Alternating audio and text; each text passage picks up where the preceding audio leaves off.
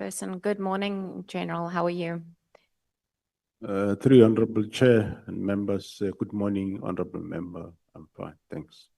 It's not the first time that you appear in front of me for questioning. General, I'd like to make a statement. I think in my life I've called you 3 times, and the reasons for those calls were because the issues were of a serious nature. Yesterday, you told us that General Mkonazi had approached you various times within his career in the SAPS to discuss serious matters with you too. It doesn't appear as if he just called you generally to discuss frivolous matters or just ask you some silly things. Am I correct in that?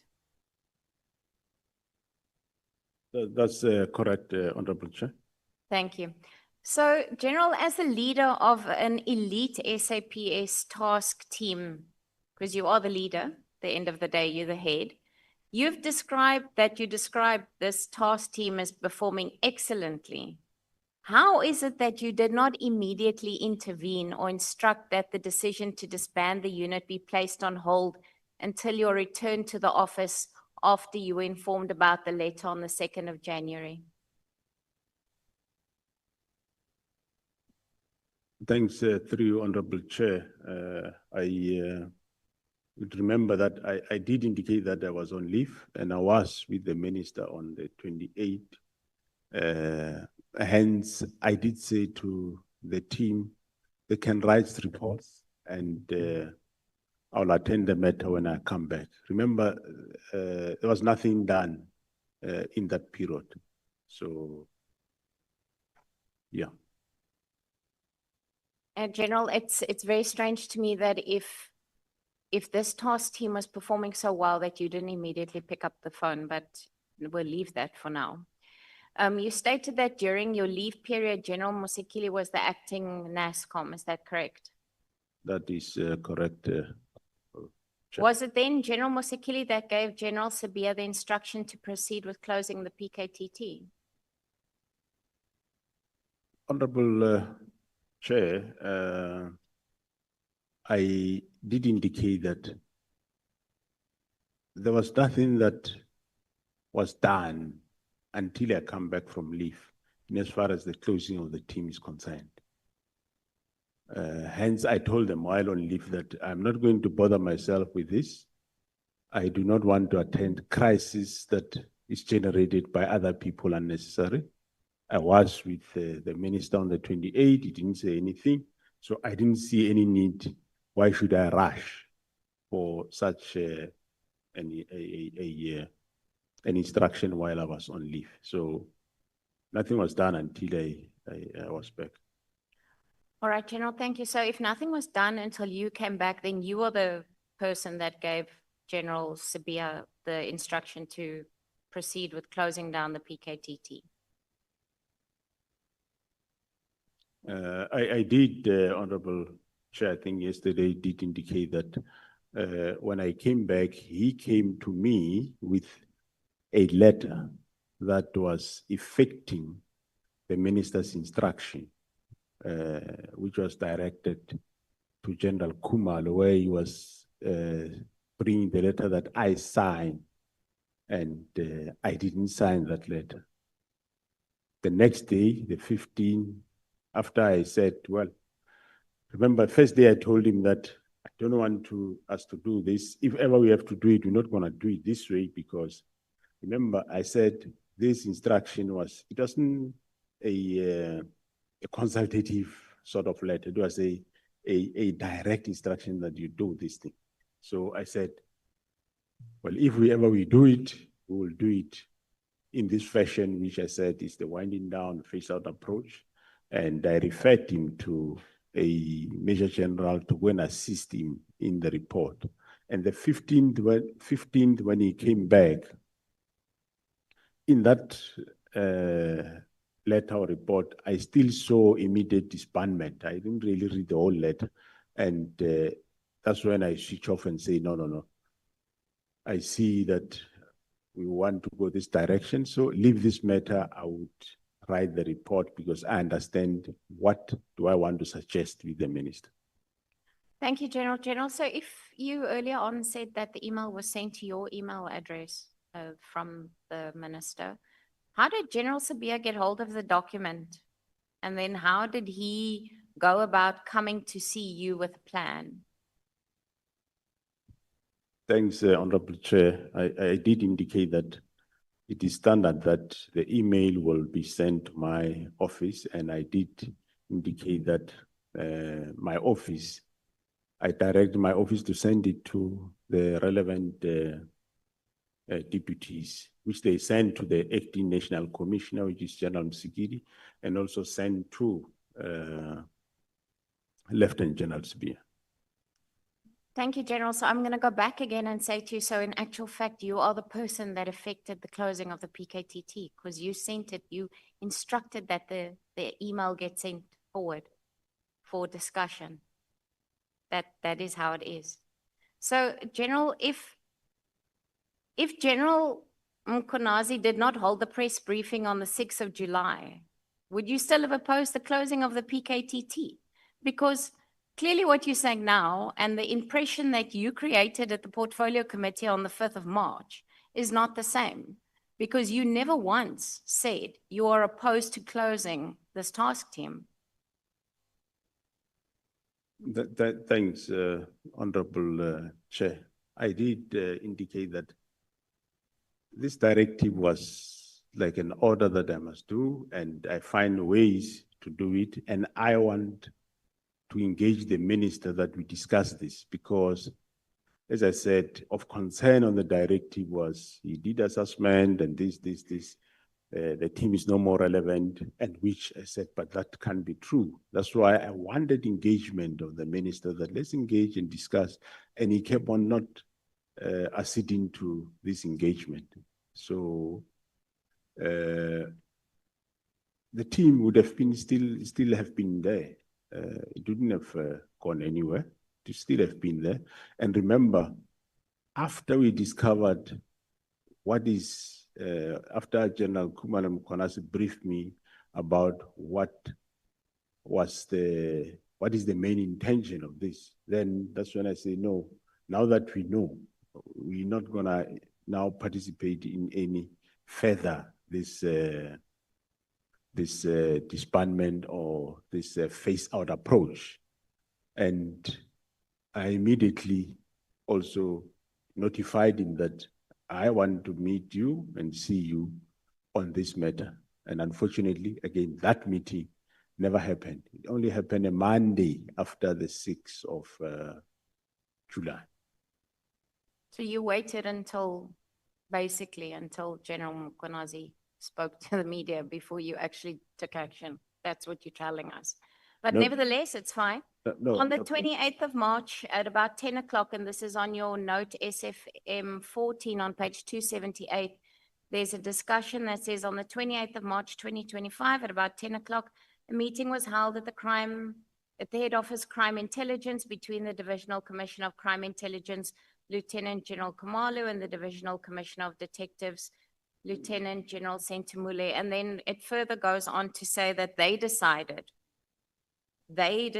together that the dockets, those 121 dockets, it says here 118, but we know it's 121, would then be given over to murder and robbery to Brigadier Kopopoditata to investigate. And so they made that decision. Did they inform you about that decision that they had made to then give the dockets over to murder and robbery? Before you received this note, did they inform you? No, Honorable Chair. No, they didn't inform me. I did say that I picked up somewhere in late April, May, that dockets are around headquarters. So they didn't inform you about the dockets, because I see here that this was signed by you on the 22nd of July, and I go back to, I am not sure that if the press briefing on the 6th of July wasn't held, if we would be sitting with the same document that you signed and said that the docket should go back to where they come from. And in actual fact, you say they should be taken back to their station of origin. You don't actually say that they should be taken back to the PKTT. So, yeah. If the PKTT was delivering results in such high crime areas as we've said, there was then obviously no operational justification for the dismantling of it without a clear replacement strategy. And you started winding it down, but you did not. There's no clear replacement strategy. Have you evaluated the impact of the decision on violent crime levels that they were operating in, and will you table those findings publicly with us? Did you do some evaluation on the impact of this? Thank you, Honorable Chair. I think right at the beginning, the Honorable Member spoke about, what did I say about station of origin? Yeah, you said that the dockets must go back to the station of origin. The dockets be returned to the station of origin. The instruction on that, what I was, the context of what you are reading there, Honorable Member, through you, Honorable Chair, is that, remember, the meeting of the 6th March, General Sibiya and the Chief of Staff and the Minister argued to say, I said the dockets can go to the province. They argued to say the dockets must not go to province because you will have the provincial murder and robbery, and you'll have the PKTT at the province of KwaZulu-Natal under the guise of murder and robbery, which I said, but if it's like that, would we have a problem? They say, no, that's not disbandment. Minister was saying disbanding, meaning must be disbanded. So no dockets should go to the province, but to station of origin. That's not me. It was them that said that. And that specific point did gain traction in that meeting to say no docket must go to province, but station of origin. So the context that is there that I wrote there is that I'm saying to General Sibiya, now you are bringing a submission to me asking to go and investigate these dockets that are at head office. Why would docket be head office if the last time we spoke of dockets on the 6th of March, the agreement was dockets go to station of origin? That is the context of what you are reading there. That's how you should understand that. Thank you, General. So I just want to say then, I mean, you say that that meeting took place on the 6th of March where you were present at, where they said the dockets must go back. And then on the 28th of March, there's a meeting between Lieutenant General Khumalo and Sentamule to discuss these dockets and where they should go to. But you had a meeting on the 6th, and then they decide that the dockets must go to murder and robbery. So I don't know, somewhere there's a disjoint here for me. Something doesn't make sense.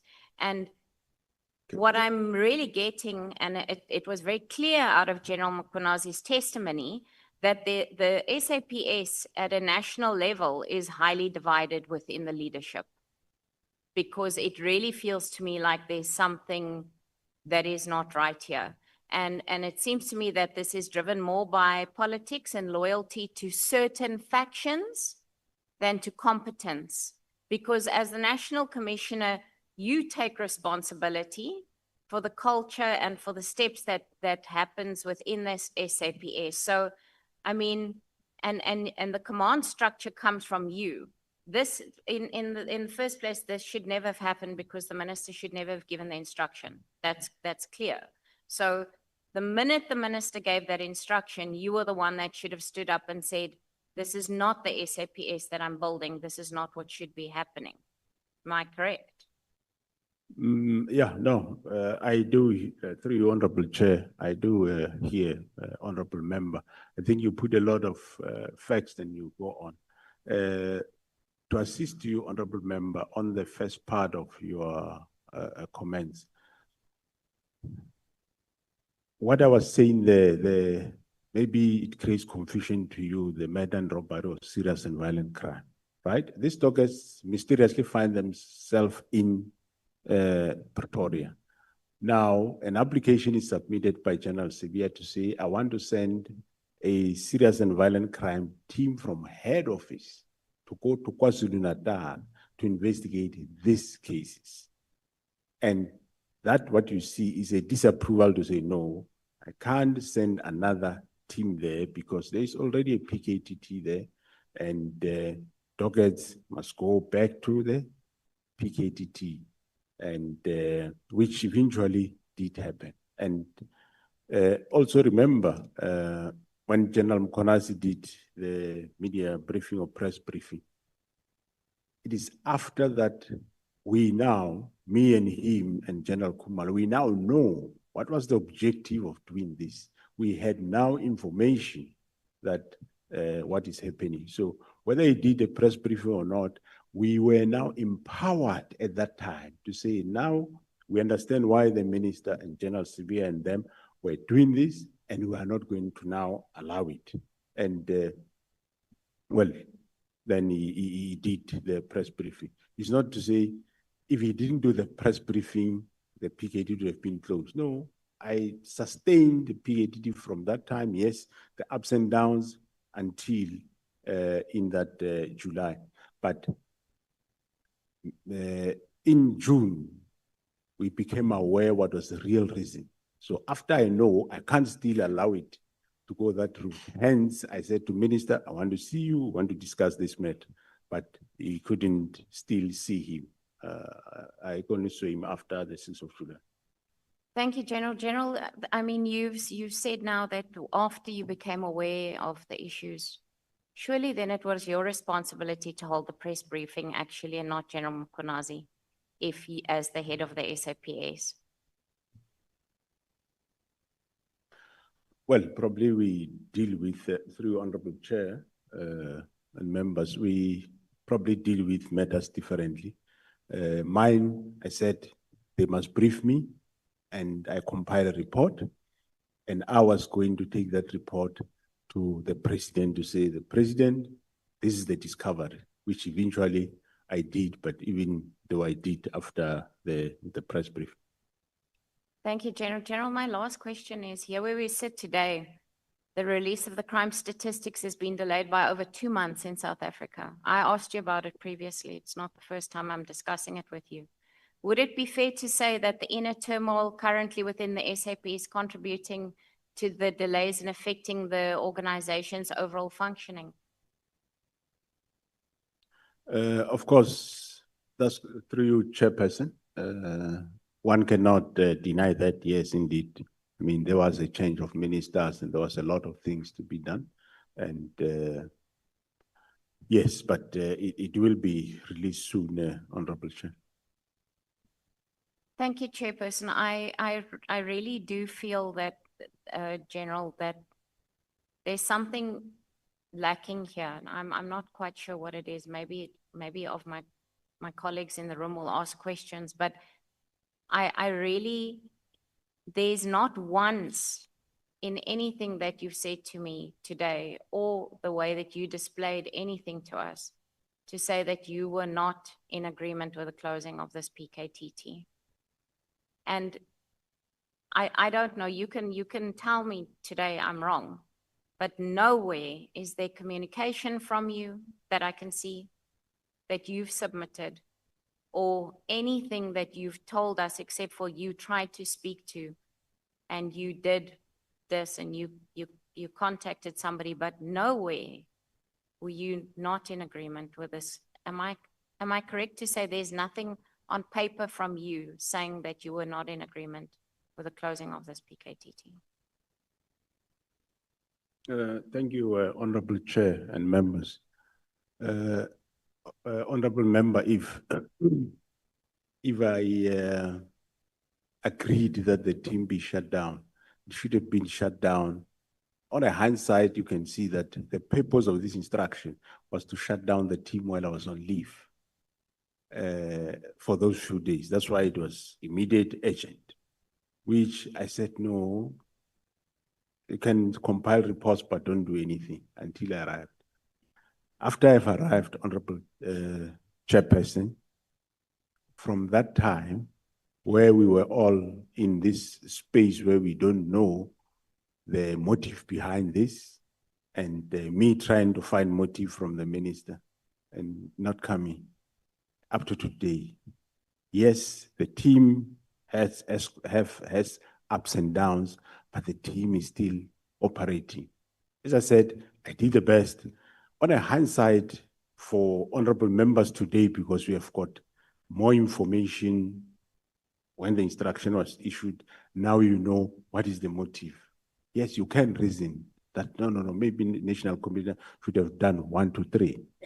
But if you were in my position that time, not knowing all these motives, and I think, well, I did the best I could, and the team is still there up to today. I might not have been perfect. I might not have been done the way you might have liked I should have done it, but I did it my way, but I sustained the team. The team is still there. Well, of course, with problems. We are rebuilding it now, and we are opening a new political task team in Gauteng to deal with problems of Gauteng. Thanks. Thank you, General. I have last question for you. Do you think that that crime intelligence in South Africa is savageable? Do you think that we can still have a crime intelligence in our country that is not going to be under scrutiny, on how are you going to fix that department? Thank you. Thanks, Honorable Chairperson. Well, the appointment of the Divisional Commissioner of Crime Intelligence, Lieutenant General Khumalo, to that division did brought a new hope in that division with a view to resuscitate crime intelligence. I believe it can still be done, and the former minister was agreeable to the reforms that we wanted to do there. Unfortunately, there was change of administration, and in the new administration, there was no further traction or agreement. Remember, the National Commissioner, when he place or transfer a member of level 14 and above, that is a Major General and above, I must have concurrence of the minister. I just don't do it myself alone. I must have concurrence of the minister, and if the minister don't concur, you will struggle. But we can still salvage crime intelligence. There are good men and women that in that division that are doing well. And I must tell you, since Lieutenant General Khumalo arrived there, we saw tremendous work being done. We have a lot of successes. We're still having them now, yes, under the ailing conditions. But of course, we need cooperation of all, cooperation of the executive, which is the minister and his deputies. We need your cooperation as honorable members, because sometimes most of the distractions and disruptions in that division come from this honorable house. That's the biggest problem. It doesn't matter which political party, but it comes from also from this house. Whether what their interest is, I wouldn't know. But we can still salvage that division and make it the best, and it can be able to be reformed and developed. Thank you. Thank you very much, General. General, I do think that we have a lot of good men and women in blue in our country. I think it is our collective responsibility to make sure that we create a good working environment for them to ensure the safety of the citizens of South Africa. Thank you very much, Chairperson. Honorable Sigeleng, I want to thank you so much. Nothing. Sure, I would do honestly.